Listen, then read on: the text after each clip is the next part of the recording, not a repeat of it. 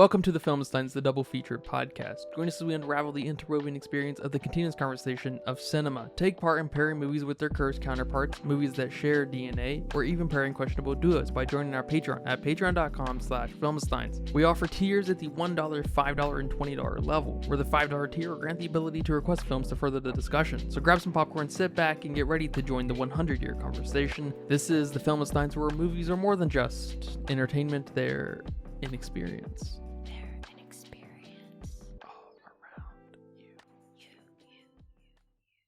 And welcome back to another episode of the Filmsteins. Thank you guys for joining us today. Today I'm joined by my skag friend, Lucy. Hello, everyone. You can join us every Monday, Wednesday, and Friday with brand new episodes of the Filmsteins. Some recent episodes include King Richard, Memories of Murder, Kingdom of the Planet of the Apes of the movie Sasquatch Sunset. Remember, leave nice comments, thoughts, and ideas over on our Patreon as well. Go rate us on Apple Podcasts. Come by and subscribe, write in, request a movie, please. Request a shitty Power Ranger movie. Got a lot to choose from. Suggest a dad movie for the upcoming Father's Day. Are you stressed and filled with anxiety like I am? Maybe in a bit of pain from that car accident you had a few years ago? Well, the sponsor of today's episode, Hempville CBD, has us covered. They have the highest quality products created by chemists and doctors. Hempville carries everything from CBD to THC dispensary grade without those despicable dispensary prices. Order your Delta 8, 9 edibles and vapes along with the THCA flower and get free shipping when you spend $50 or more at hempvillecbd.com. Check out the link in the description for more details. But today we will be discussing George Miller's 1979 film, Mad Max. Time to culture you a little bit. Me or them? Everyone, really. We need to appreciate Mad Max a little more. The beginning's weird. I'm a fan of Mad Max, as we'll come to learn. I'm not a big fan of the original trilogy, but they do serve a special place in my heart because in another timeline, I grew up in the 80s, and I loved these movies. I can feel it. But in this timeline, they also serve an interesting point because they heavily inspired my favorite game series of all time, Fallout, which we recently covered, the new Amazon series, which is very good, surprisingly. Yep, go watch it. I will say my favorite thing about the original Mad Max is George Miller's way of communicating ideas and instances that just happen. For example, the most extreme example, too, is when Max's wife and kid get ran over. And then we see, like, the baby's belongings kind of roll down the road a little bit, right? We don't see the incident itself, but we see the dropping of items, and the worst obviously comes to mind. I love that language. That's so fun.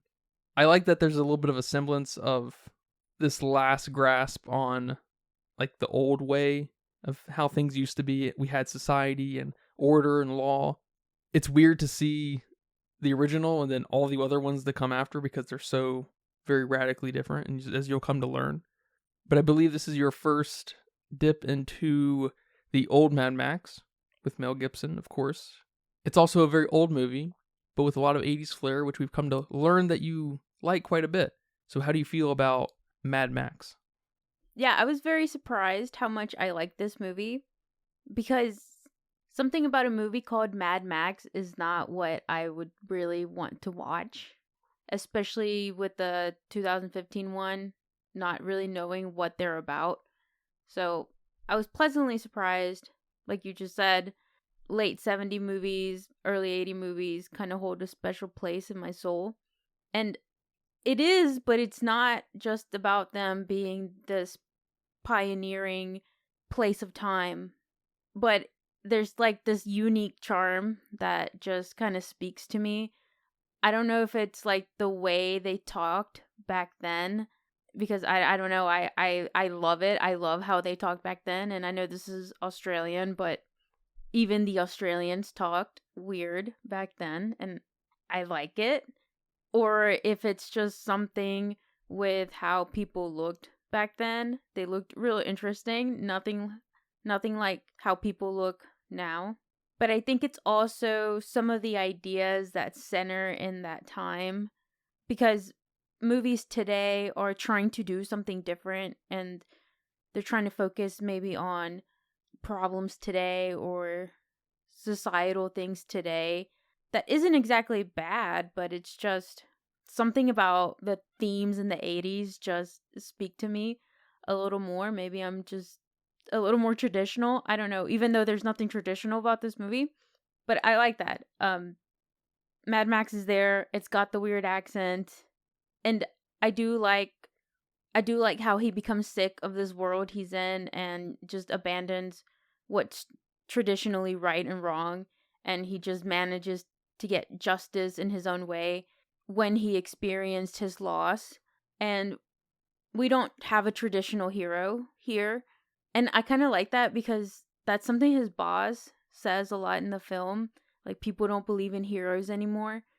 And Max just is that. He is not a hero. He's not a traditional hero. And it's weird. It's weird for us. It's weird, especially at that time. I can only imagine your protagonist is not the hero, so to speak. But he's also not quite an anti-hero, because he's not doing things for his own good. He still wants order in the world. So he's on this weird little fringe of... Yeah, exactly.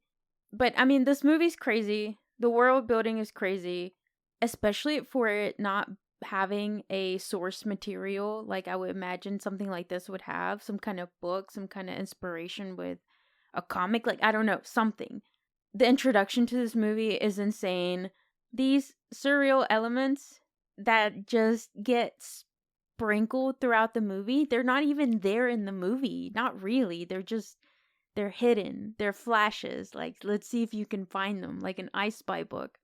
I love it. I love the action. I love the violence, the costumes, and the score. The score is great. The score is very 80s traditional score, and I love it.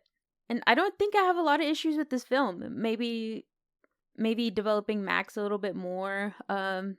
Maybe a little bit with the dialogue. The dialogue's kind of off. It's kind of weird. But I guess just that. I mean, some of the transitions are also weird, and maybe we can talk about them. Some of the editing's weird, but I'm not mad at it. And I do not have a pacing issue whatsoever. Yeah, I hope not. At an hour and 30, it's not a good sign if you have pacing issues within that time frame. There is something very interesting about that 80s flair. It's a so-called je ne sais quoi that's very specific to a time period and transcends borders in a lot of ways, as we see as an Australian-made film. From our perspective of today, and especially those who did not live it, the 80s are very interesting because they feel like a clash between now and, the 50s and 60s films. There's this very theatrical thing.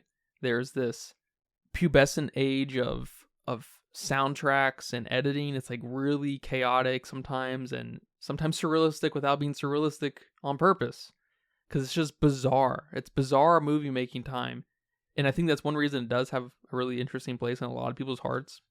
But also you have really iconic, symbolic, very good things coming out of it, right? I don't love most of the things that come out of it, but people love Predator, Alien, Star Wars, Terminator, Back to the Future, yada yada yada, right? Mad Max. Yeah, but we also have films like The Breakfast Club and The Elephant Man.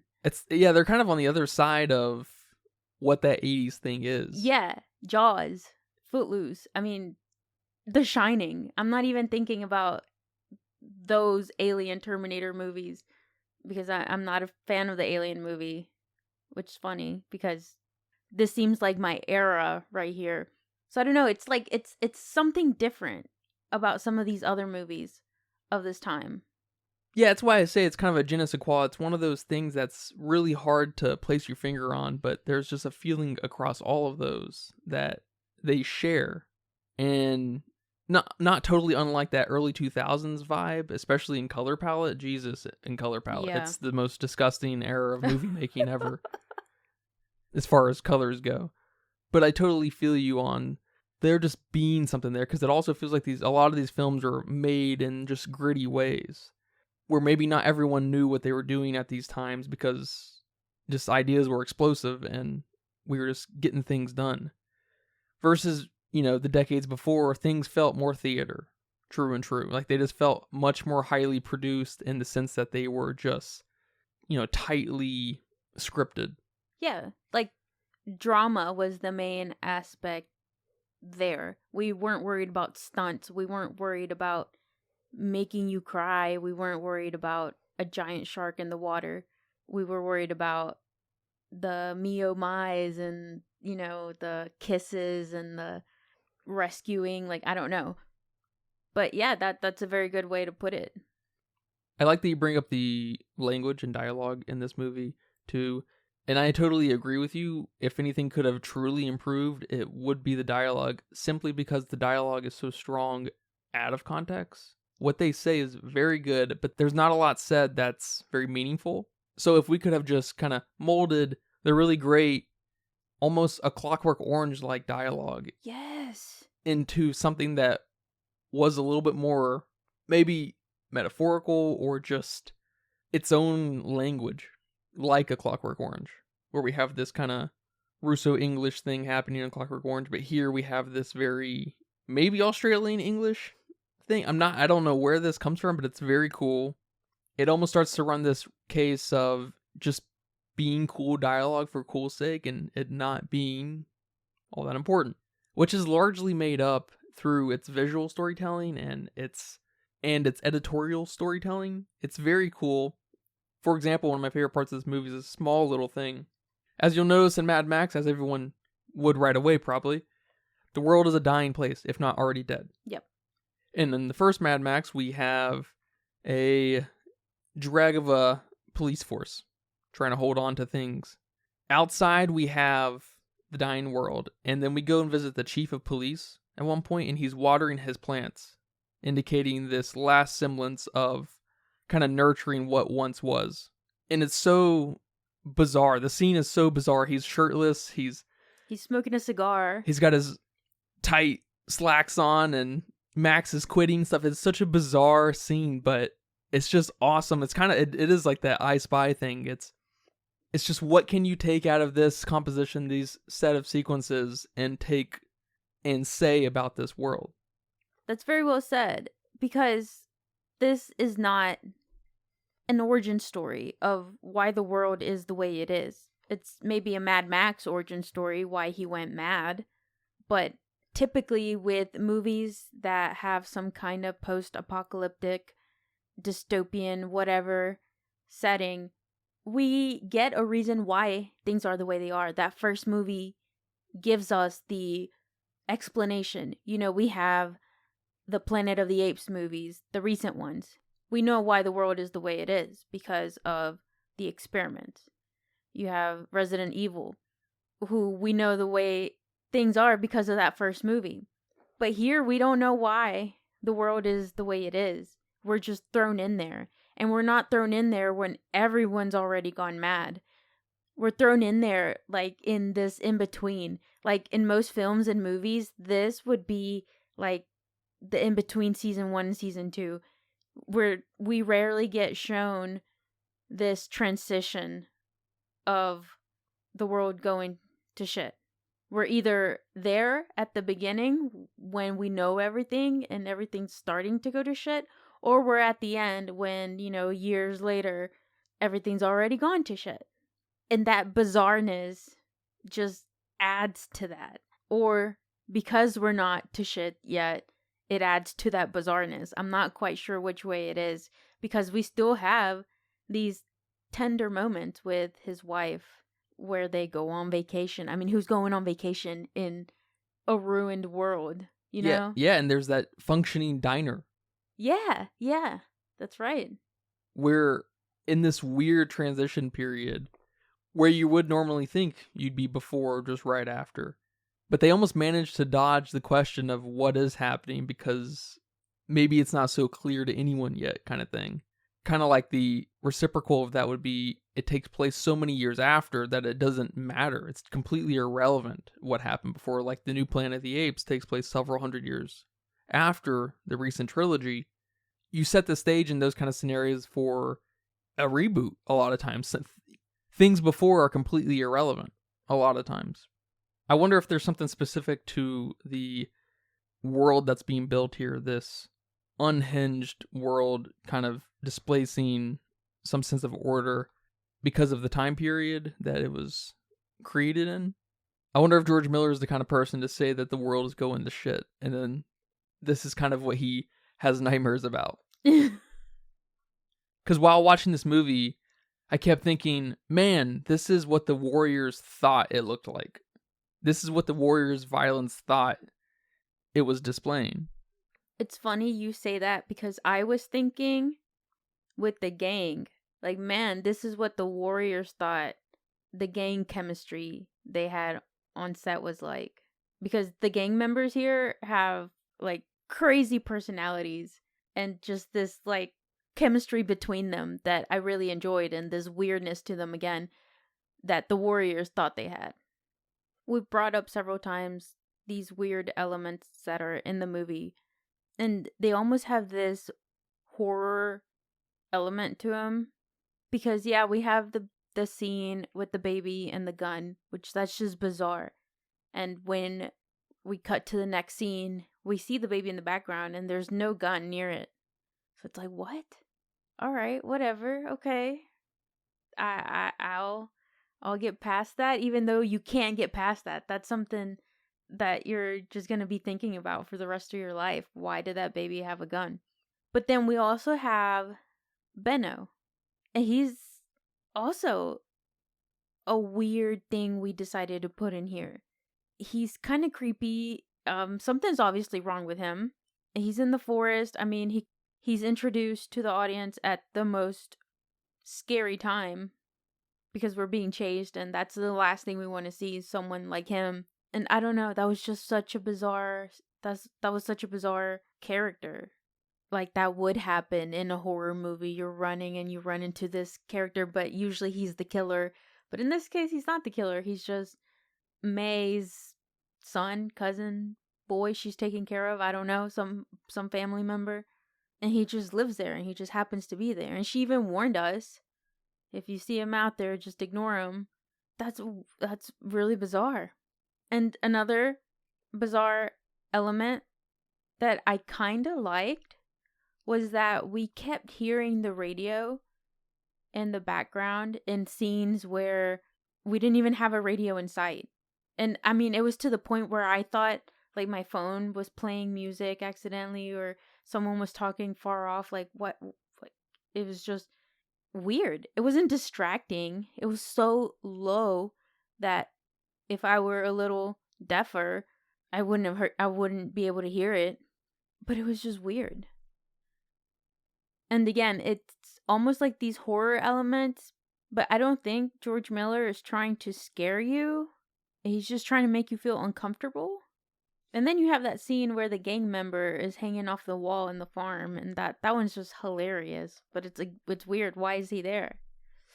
And that feeling could also be due to its like kind of DIY, let's get creative to make this movie happen element that a lot of horror movies tend to have.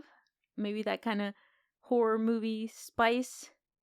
Yeah, there's definitely something too that you can clearly see some kind of slasher inspiration, or maybe the reverse, some slashers taking inspiration from Mad Max. Because, I mean, there's no doubt this is a horrifying situation, but it's generally not set up in a jump scary kind of way. Right. There's not a lot of stalking and hunting characters like Jason and whatever. But you can see that even through the soundtrack, when people would, be getting ready to die, especially by the hands of others, you can maybe hear there being a like theremin type instrument happening, or a high-pitched horn, violin type thing. Because you could see the same sounds kind of pop up in a Friday the 13th or Halloween or something. Yeah, that's a good point. Which is kind of funny because I think that evolves over time into a more of a rock and roll metal kind of feeling across the other Mad Maxes. Less horrifying and more rush-inducing, high-octane kind of thing, Yeah. How did you feel about Mel Gibson portraying Mad Max? Does he have the Mad Max look? Yeah, I don't know how I feel about Mel Gibson as Mad Max. I also don't know how I feel about Tom Hardy being our new Mad Max. At first, I wasn't sure either because he's not that guy. He's not, hot. He's not muscular. He's not stoic. He's not broody. And if we're going to play with the madness, he doesn't look deranged. He doesn't look hurt. He doesn't look crazy. But then again, following into my non-traditional hero thing we have going on here, I'm becoming okay with it. But when the movie first started, I wasn't there for it. Because I feel like Tom Hardy has some of that weirdness, that broodingness that I could see on a character like Mad Max. But I was just curious. Yeah, I'm kind of maybe two minds with Mad Max, because one thing Mad Max kind of turns into is a figure of legend and doesn't really have any kind of physical manifestation. He is just a legendary figure who may or may not have ever existed. Oh. But when I place a face to him, a mindset, a way of being, he is kind of reserved, maybe a little melancholic, but we're also dealing with an origin story of Mad Max and him becoming mad, losing his kids, becoming tormented by his demons. So that process maybe takes some time, right? Like we said, we're on the fringe of order and chaos. Yes. Okay. I need to give him some time to become deranged. He needs to develop that mindset. Like in the newer Mad Max, Tom Hardy's very quiet. He's almost like, when he does speak, I'm sure we'll repeat this later, but when he does speak, it's almost like he's just thinking to himself. It's not really directed towards anyone. He's just thinking out loud in a way. And so it's really bizarre, like you said. He's a bizarre ass character in the newer Mad Max. And Mel Gibson is a little more vanilla here. Vanilla. But also, like you said, we lack meaningful dialogue in a lot of cases, so we don't get a lot of those intricacies of how Max feels. Of course, I love the double vengeance twist kind of thing we get at the end. Goose dies. He wants to get vengeance, but he wants to do it properly. His wife, kid dies. All right, it's go time. Fuck it. By all means necessary. So there's a nice double whammy there. Yes. And then we get it in the kills too, which is very fun, very theatrical, very, very cool. So I need to think on my thoughts on who Mad Max is, because one thing that sort of makes me really indecisive about what a Mad Max is this early trilogy, and is the time between the early trilogy and Fury Road, because it only reinforces this legendary mythical figure in my head, where there's only a representation of Mad Max as far as the narrator will let you have it, but we also really don't have a narrator in any of them, I don't think. So I don't know, I'm really kind of uncertain about how I feel about the actors portraying him, because they also get a little bit of John Wick energy out of him, which also shares a similar kind of mythical presence. So I don't know, I have to come back at you with some kind of better thought on that. No, it's very well said, because I feel like the other characters in this film were right for the role. Like Toecutter, I think he did a great job here. He also gave me very A Clockwork Orange vibes, which was good, which I liked. And Goose, I thought he did a great job being that stereotypical angry cop guy, I guess, for this type of world.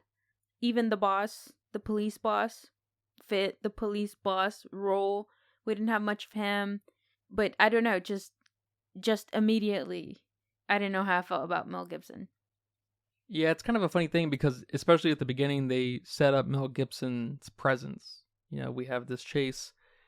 It's cutting between the chase and the kind of texture of that sequence playing out, while also cutting in like super close-ups of Max preparing himself, getting in his car, real cool and stuff. And then we have this moment this real, oh, it's Mad Max. The Interceptor. And it's cool, but it's not Yeah. that powerful for what they probably were going for, at least at the time. And almost every character is a little bit more interesting than Max. Yes. So I know it's kind of funny, which makes sense, right? Max is the last character who really wants this order in the world. Everyone else is kind of becoming kind of nihilistic about it. Like, this is just how things are going to be from now on, and we're going to have to just adapt. I don't know about that, because I was a bit confused with one scene, and it was very brief, and it was between the boss and another guy in a suit. I don't know his name. I don't know what he was. Could he have been a lawyer? I don't know. I don't know who he was, and I never saw him again.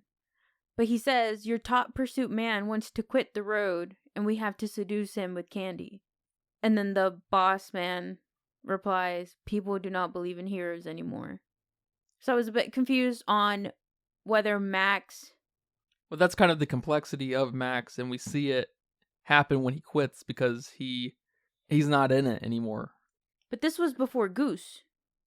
Well, yeah, I think Goose was just kind of the tipping point. He was already on his way out, in a way. Okay. At least figuratively, his heart wasn't in it. At least in the same way, because the last semblance of order in Max was kind of going away. I guess hence Mad Max. I guess that's the ultimate point, though, of the arc of the movie, is that his mind on how things should be handled kind of changes. Okay, because I thought he never wanted to handle things straight, and then used Goose and his wife and kid dying not as an excuse per se, but as an excuse to run wild and do whatever the fuck he wants, like everyone else gets to. Because I think in that scene when the boss and that man are talking, right before it is when he's looking at that car, and I think he's doing it secretly. Is there any reason to believe that the police force is collectively kind of going the same way as Max? Because the chief even says, right, there are no heroes anymore, indicating this lack of doing these extreme things for others. He's kind of indicating it's a dying breed. And so I almost feel like Max is just one of the rest of them. They're just slowly being siphoned off by the way things are. I think he says that, doesn't he? And he says that the only difference is that he's got a bronze to set him apart, but that at the end of the day, he's just like them.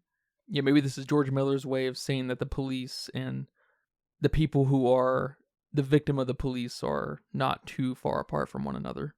That's part of the problem in this film, is we don't get quite enough out of everybody. Yeah. We probably could have done for 20 minutes of a little bit more character. Except Toecutter. I think he's good. He's good to go. Yes, agreed. All he needs is the personality. He's got the psychoticness down. We don't need any more motivation or anything out of him. But a little bit more out of this law and order thing and how everybody kind of sits on this would have helped a little bit, I think. I guess it's a little incoherent, they might say. Yeah, it could also be a movie that requires a rewatch, or maybe it requires for me to watch the next ones. I don't know, for me to kind of complete my thought on this. But at least it got me thinking. I do want to talk about some of the editing in the movie. And it might just be 80s films that have these kind of weird transitions or this like weird flow on how you get to one scene, on how you get from one scene to another, or how they give you information.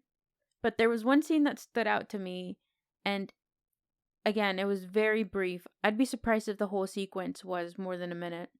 But it was in between when he had caught the Knight Rider and before we were introduced to the gang.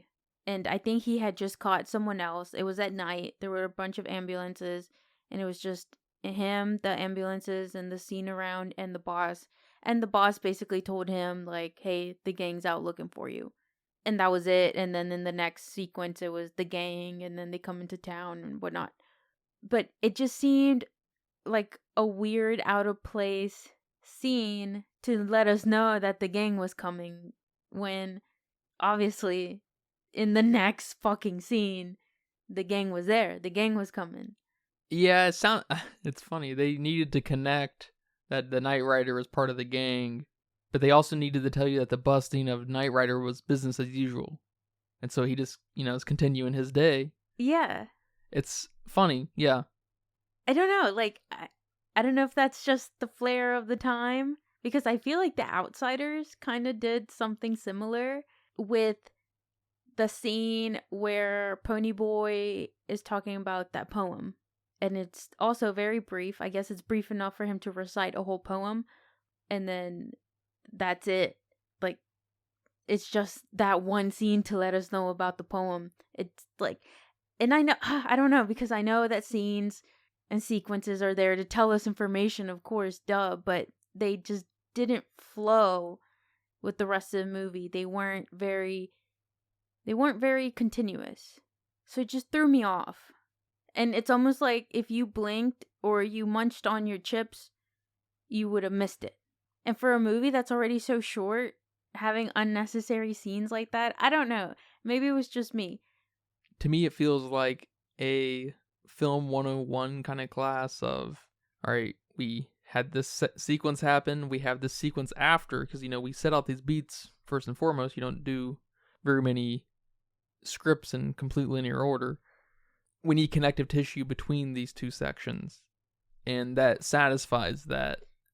So it literally feels like it's just kind of a satisfaction scene to make this not incoherent, because it does struggle with a little bit of its incoherency and motive and character, except at the end, of course. But we could have used without it too, right? Do you agree with me that if that scene wasn't there, we would have caught on that this gang is sad and pissed that the Knight Rider got? Yeah, you could have maybe seen after the Knight Rider got, his coffin is sent wherever it went, and then the gang shows up there, and then you find out then that they're connected to the Knight Rider. Yeah. And then there's some kind of spark between the police force and or I guess specifically Max and the gang. It changed the sequence just a little bit. Yeah, because at the end, now they're just pissed at the girl, at Jessie. It's not even about the Knight Rider anymore. It's about her and how dare she hurt him, kick him wherever she kicked him. So, yeah, that scene just kind of threw me off. Weird editing, and, some of the other transitions throughout the movie were kind of funny. I'm okay with them. I'm okay with all this. I just thought it was just off. But that transition where there was a crow and nothing really related to it. No, there is. It's the scavenger nature of everyone in this world. But why put in that transition? He wasn't even off to the side or, But we do have birds here. Quite a few birds scavenging and eating the immediate dead and whatnot. So, okay, yeah. That's the connection to the bird, to the bigger bird, the predator birds, yeah. I got you. Okay. Now I'm not so... I mean, it's still jarring when you see a bird on, 80% of the screen. It's just like, what? This is so old school. Yes, it's not on Saw transition level, but it's almost there for me, because we also have these weird zoom ins of faces and some like fuzziness, and at the end when Toecutter finally gets got, his eyes like bulge out and they look very like cartoony, and you're like, what the crap? Like, he hadn't even gotten hit yet. I don't know. It was just funny. They're just funny to me. I appreciate them. How did you feel about the action in this movie, and more specifically the stunts? I know you're not the biggest action movie fan. Yeah, the destruction of cars is cool, and it was awesome. And people falling off their bikes. It's cool. It feels old, and it's one thing I don't like about 80s movies is the action. No. No. The fighting's always really bad, No. especially in The Outsiders. Okay, I'll give you that one. But it's right on the cusp of being really good. It's right there. Yeah, I really liked them. All the destruction was awesome. That van being crunched was awesome. Everyone getting run over was crazy. I don't know how that stuff was filmed back then. Dummies, I guess? Yeah. And then at what point does it stop becoming the dummy? And I don't know. Okay, you're running over a dummy, all right. But then you're running over bikes. I don't know. It just seems so cool. And then there's that one scene where that guy, I think you pointed it out, that one scene with that guy that slid off the motorcycle and then another motorcycle fucking bonked him on the head. Is that a dummy too? I don't think so. I think that happened. Is that at least a stuntman? Yeah, probably. Okay. I don't know about Australia. Everyone's a stuntman in Australia, probably. Oh my gosh. Going outside's a stunt in Australia. And then you have that crazy scene when they're getting gas from that gas truck. Yeah, probably one of the very more modern Mad Maxy things that come out of this. That was very, very nice, very cool, very iconic, I would say. Yeah, you have to imagine at this time that Mad Max and its sequels would go on to be extremely influential in that department, in the action department, because whether you like it or not, you have to admit the action in earlier films left a lot to be desired. Yes. So we get a lot of dangerous looking things here. Of course, people are suited up, so it's harder to tell when people are dummies and stuff, which is very genius, no doubt, and maybe serendipitous to the context. But the car destruction it's awesome. It is awesome. I will admit.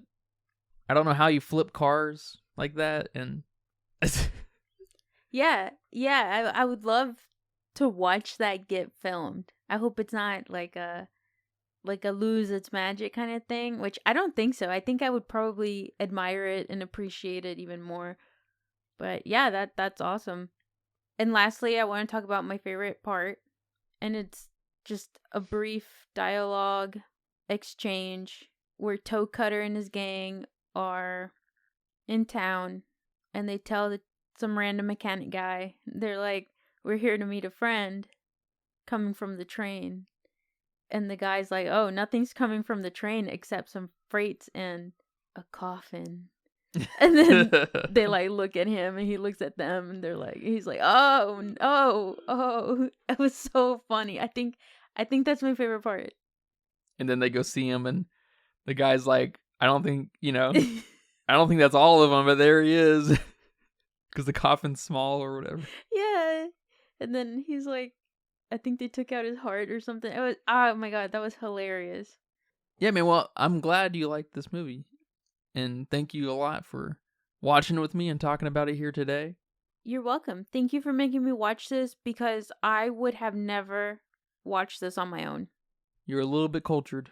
Do you have a budget guess for this 1979 Australian? I didn't know they had money over there in 1979. They don't pay in kangaroos? They pay in kangaroos and spiders are their change. Spiders are their change. Okay, my budget guess is 10 million in today's money, so about 2 million back then. But then I forgot it was Australian, so I might knock it down to a million. So I'm gonna guess $1 million. $1 million in yesterday's money? In yesterday's money. It's kind of a bunch of hoops to jump through. In Australian money, it apparently cost about $400,000. Holy crap. And in American real dollars, it was about 300,000 at the time. Pretty crazy. What? And at the time, in 1979, it went on to win a Guinness World Record. Do you win that? Are you awarded that? For being the most profitable movie ever at that point. Landing at $100 million US money at the time. Holy crap. One of the biggest success stories of all movie history, probably. I mean, at that point, yes. Now there's no excuse. Yeah. Right? Yes. Holy crap. Talk about... I don't... That's amazing. Talk about the commitment, the dedication, the, like, creativeness, the vision. I mean, holy crap. That's insane. That's awesome. That's awesome. I guess my best budgeter award no longer goes to James Wan. Yeah, maybe George Miller is the guy. Now George Miller is the guy. Well, over on Letterboxd with 305,000 people, they weighed in at 3.3. Okay. I'm giving it a 3.5, so I'm right there with them. Yeah, that seems to be a decent acknowledgement of the quality of this movie. You know, its most successful angle is probably the spark of imagination and what could and what will happen. So I'm glad to see that not inflated, really. But I think I'm floating around a 2. I like it more than I did years ago, but it lives in this, you know, uncomfortable space of being almost great, but almost bad. So I don't know. No. Maybe 2.5. No. It's too weird for it to be that low. Maybe. I'm not opposed to bumping it to 2.5, but that's probably where I'm going to stick. This movie is going to be in my mind. I'm going to think about why certain things happened the way they did. It's a weird production, yeah. It's a weird... Yes, okay, all right. Who knows? I might bump this up. Oh, man. You're a bigger fan than me. Yeah, I think I might be a bigger fan than you. Because that 80s stink is still stinky. No. It's not a stink. It's a charm. Oh, a charm, of course. My bad. But yeah, man, thank you for watching this movie with me. And thank you guys for listening to this episode of The Filmistines. I hope you guys enjoyed that. Remember, we post every Monday, Wednesday, and Friday on patreon.com/Filmistines, Apple Podcasts, Spotify, Pandora. Remember to leave nice comments, thoughts, and ideas on our Patreon as well. Come subscribe. Request a movie. Come request the new Mad Max. How about that? But until next time, take care. Bye-bye. Bye-bye. And that's a wrap for today's episode of The Filmistines. Thanks for tuning in and joining us on our cinematic journey. We hope you enjoyed the discussion and gained some new insights and perspectives in the world of movies. Don't forget to subscribe to our podcast on your favorite platform, especially at Patreon at patreon.com/Filmistines, and follow us on social media for more film-related content. We love hearing from our listeners, so if you have any feedback, suggestions, movie recommendations, or book recommendations, please feel free to reach out to us. Until next time, keep watching and keep loving the magic of movies. This is The Filmistines, signing off.